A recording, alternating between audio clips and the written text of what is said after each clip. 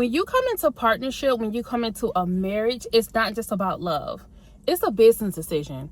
Now, I'm not here to take the love out of marriage, but let's just add some structure into it, because like I know, anything that you don't have some structure to it, it will drain you instead of multiplying you. Now, y'all know I'm always speaking on leverage. You want to leverage your intellect, you want to leverage your income, and you want to leverage your skills. So we're going to speak in terms of intellect, income, and skills. Anytime that you go into business, you go into a partnership, you are gaining a new perspective. You are getting some fresh insights that maybe you did not have prior to knowing this person, prior to going into partnership.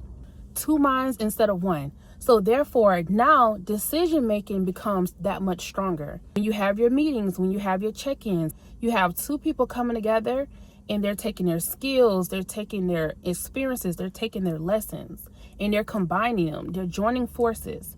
And how can we leverage what you know and what I know to get us to the common goal, to get us to the empire, to get us to the next 30 levels? So like most good business deals and partnerships, it should be an upgrade from where you currently were and when you decided to partner and join forces. It should be an upgrade. Now, income. This is the one that we care about the most, right? When you go into business, you're not ideally picking someone who's going to be a bad business partner, someone who's going to make bad decisions. You're not ideally coming into it for that. You would vet wisely, see what their goals are, what their objectives are, what their mission is, and decide, okay, this is a great partnership. We possibly can benefit one another. Just like any other business that have partners, you have your income and I have my income. So now we are dual income. When you have dual income, now you've leveraged your income significantly on both parties, because now you can take calculated risk. That leverage can look many ways. You have the option to go back to school if you want to go back to school. You have the option to not work at all and be a stay-at-home girlfriend, stay-at-home wife,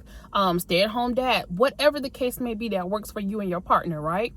You have the option to start a new business or to invest over here. You have the option to invest into properties. Like, the list goes on. When you're in business and you have a partnership, now that creates so much more dual income or income, able to switch careers if you want to switch careers. It's not just so much dependent on you versus one income and one person. Now you may have to sit for a while.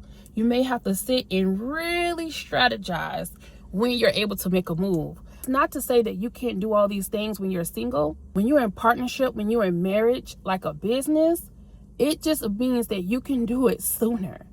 You can leverage connections, you can leverage incomes, you leverage intellect, you leverage skills, you leverage all the things. You have access to more benefits, you have access to more tax advantages, and if you choose your business partner wisely, strategically, you vet it well.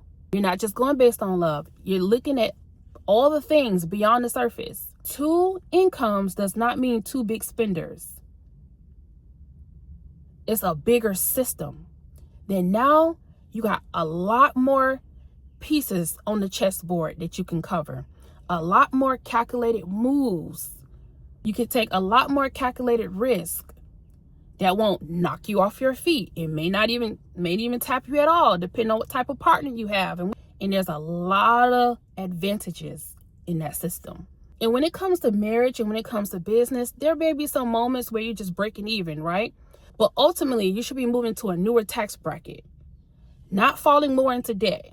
You shouldn't be in the red. We shouldn't be in the red. We shouldn't be in the negative, okay? And if you are in the red, you are in the negative, you need to have the hard conversations, okay? Because we got to either be breaking even or in the next bracket. Because that's the purpose of going into a business and going to a partnership, a marriage.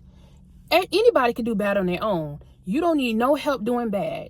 The purpose is to join forces and leverage everything so we have a bigger system and we can make moves. Let's talk about skills, leveraging your skills, operational return of investments, okay? The skills return of investment. When it comes to skills, how to leverage your skills in a business partnership, in a marriage, you don't want to put so much focuses on the differences. You want to put your focus on your strengths. I'm going to have a different strength. You're going to have a different strength. We are going to combine our strengths. Our job, our objective, our mission is not to be caught up in our differences. It's about the strengths, our wins. Be aware of the loss, the flaws, differences, but don't be fixated on that. You want to hyper focus on the strengths that you have and the strength that your business partner has. And you combine your strengths, you combine your skill sets. So if I'm better with finances, you're better with logistics, we combine our skill sets to move that much faster in business, in life, in anything else that we want to do. Skill sets are combining. And I'm going to focus on my strength, you focus on your strength. And we're going to play it. We're going to play our strengths to win. And like all business, if there's no business plan, if there's no business structure, if there's no business alignment, there's no direction, things will fail. So it's important to have a successful business to be on the same page in the partnership.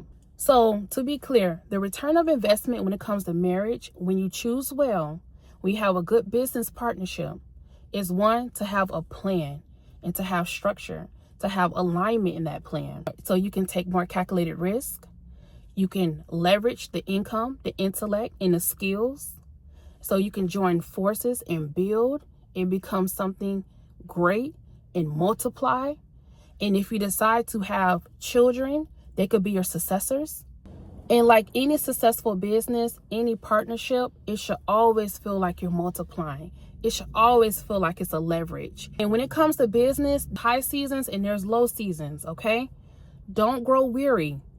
You continue to build as long as you're in alignment, as long as there's a structure, as long as there's a plan. There's a great return of investment in marriage when you choose the right partner. Choosing the right partner is not just about love. It's not just about the surface things. It's about looking at things like a business.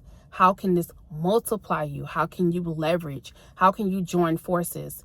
This has been going on from time and time again. If we go back to the Roman Empire days, if you go back to, there was kingdoms and kingdoms, and they were looking at how can we leverage this family? He has horses and he has goats and he has sheep.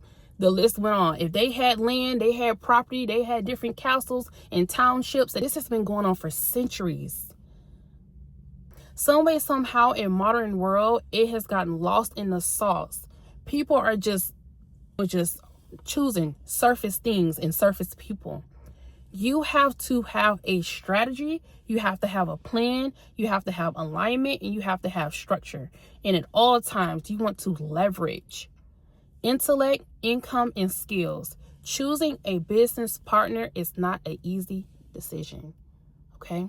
But when you choose the right business partner, there's a major return of investment when it comes to marriage in any successful business.